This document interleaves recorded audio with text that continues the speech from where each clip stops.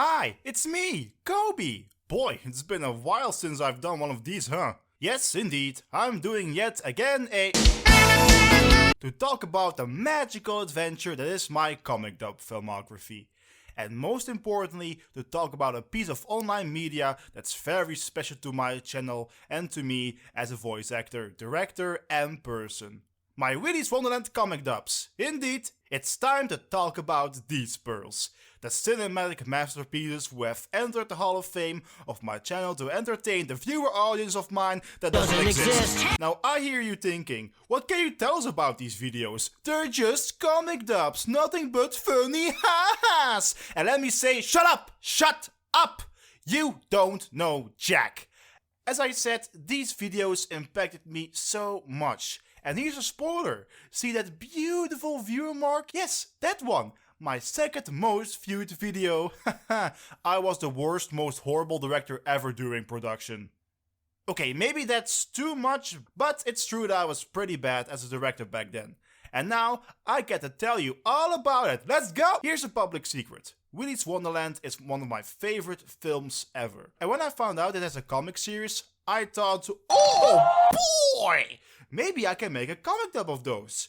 It really had everything that was interesting for me. The blood, the gore, the drama. Not to mention the sex appeal. Wait, what? And this wasn't the time where I found my editing style. If you didn't know, the very first comic dub that had the editing style that people know and love was Redemption Ha, with When the Stars Fade Out having some DNA of it. Heck, have any of you ever seen my old comic dubs? Sure, they have the views, but I was so insecure about my editing skills that I had someone else do the editing for my third ever comic dub. But I knew that I was ready for the editing task. And it surely was a challenge, with all the different angles, placing of the text balloons, and most importantly, directing my first ever PG-13 erotic scene.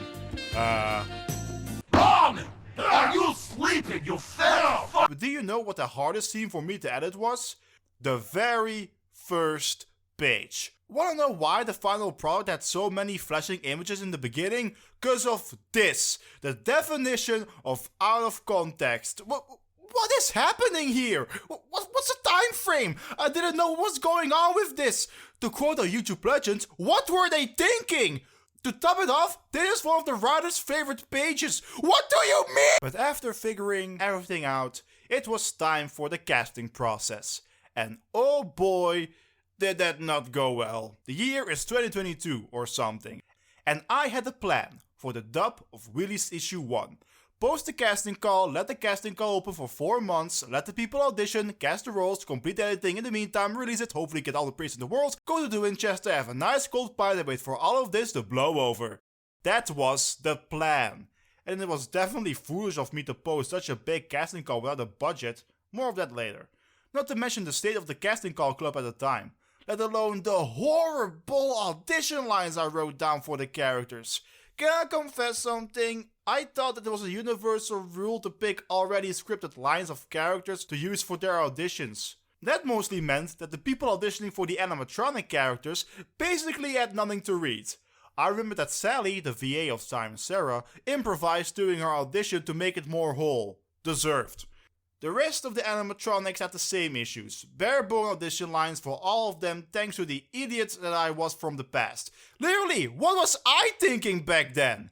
I wish I could show you all the CCC page, but I accidentally deleted it not too long ago. Sorry. With the casting call looking really amateurish and the fact that it was unpaid, I believe that was the main reason barely anyone auditioned. Literally, barely anyone. I believe the deadline ended with like 40 plus auditions. The good thing was that I found the voice for Tex, Jet and most of the animatronics. The rest of the voice you hear, I had to knock on every door of each of my voice acting mutuals. And pitch the project more than 20 times. Let me tell you, I was an amateur, but I was devoted. Of course I had a few mutuals saying no, mostly because of hearing my pitch and deciding it would be bad for their image as a voice actor. Which of course I understood, but in the end, I got every character a voice, and I had for the first time a very special guest. I'll take up some roles. Like one guy reached out to me on Twitter and said, "Hey, would you voice for this Willy's Wonderland comic?" I'm like, "Sure, Willy's Wonderland. That's a horror movie, right?" I look at the comic and it's like the most grotesque comic I've ever read in my life. I'm like, oh my goodness. Hey, Like, hey. It actually made me just a little bit, ooh, it was hard to read at times, but you know, I powered through. I did my lines and it got published. So there's that. The last struggle was waiting for all the voice lines to be delivered, and that led to a certain incident which was totally caused by me and me only, thanks to my barely existing experience and idiocy.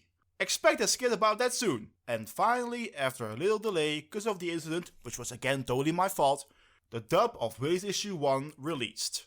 I remember the first response was very positive, with many praising the editing and voice acting. The day after the upload, it set in at 80 views, and I was happy with it. Then the Willy's Wonderland community found my video. It was all over from there. Hail, Messiah! I'm not the Messiah! I say you are, Lord, and I should know I followed a few. Hail, Messiah! I'm not the Messiah. Will you please listen? I am not the Messiah. Do you understand? Honestly! Only the true Messiah denies his divinity. What? Well, what sort of chance does that give me? All right, I am the Messiah. He is the Messiah. Now, fuck off. In the coming days, the views went up and up and up. Comments flooded in of countless fans wanting to see more, wanting me to do more, make more. But I wasn't too jumpy to start production on issue 2, mostly because the production of issue 1 was such a nightmare for me. After getting one comment too many, and most importantly when I finally had an income with my new job, I started production on the rest of the series. Ironically, at the end of issue 2's dub, I included this message right here. But a few months later it hit me that this is so much fun to do, and the production train was on a roll. For those of you wondering, each dub took about 3 to 4 months to produce. That includes casting, editing, looking for music and sound effects, and directing the whole thing. And maybe some of you are thinking, wait, what do you mean by directing? Well, in my world, that includes input on the edit, input on the music and sound effects, getting the production of the project started, and most importantly, working with the voice actors. I'm not someone who takes lines from my actors and bars them into the edit without input or cleanup, like some people I worked with in the past. When it came to the performances, I admit it was mostly a case of, here are your lines, this is your character, this is a deadline, if you need any help or if something comes up, let me know. The latter is always consistent. On some occasions, I had to be creative. Let's take Willy Weasel for example. Remember the scene when Tex is playing on the pinball machine? The voice lines from Willy there, coming from the pinball machine, were written by yours truly because I believe the scene felt really empty without some ambience. Here comes the Weasel! Great job! New high score! Keep going, sport! You're killing it!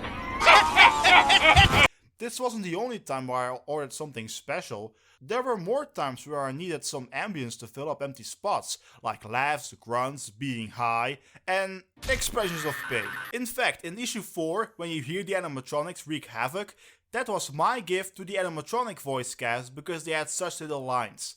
And for the rest of the casting calls, the improvements were there. All roles paid and way better audition lines. And guess what? Now that the roles were paid, everyone cared! Now that it was a paid gig, people found it worth their time! Isn't that funny? But anyway, I appreciated all the help. I also found nice that I didn't get any project comments from people asking, wait, why aren't there audition slides for the animatronic characters? I want to audition for the animatronics. Well, you had the chance to audition for those with the casting call of issue 1. You know, the casting call that you all ignored. You fucked up, bitch! Another difficult thing that I encountered with the Willy issues was the dialogue. You wanna know why there's a joke in the beginning of each video that mocks a dialogue? Just, God, it was so awful most of the times. It even had typos in the text in a professional official comic. Cammy Chameleon had it the worst, I believe. I directed Sharon, her voice actor, on 2 separate occasions for issues 2 and 3, just because Cammy's lines were that poorly written. The good thing was that the recording sessions were really fun, both times. But do you want to know the best thing that the release issues did for me? It wasn't the views, the exposure, or even the limited fan base it gave for me, but that, in the background, it created my own network of voice actors. I've met such talented, beautiful people during production. A handful of the cast members have reappeared in other videos of mine. And on top of that, I learned so much as a casting director and creative director. It helped me with future videos and future endeavors. I even got positions as casting and voice director after the release of issues 1 and 2. But right now, even though all 4 videos still rake in views, which is actually pretty crazy, new kids on the block have appeared, and new opportunities await. And I'm still going strong after all that time. There's nothing that can stop me!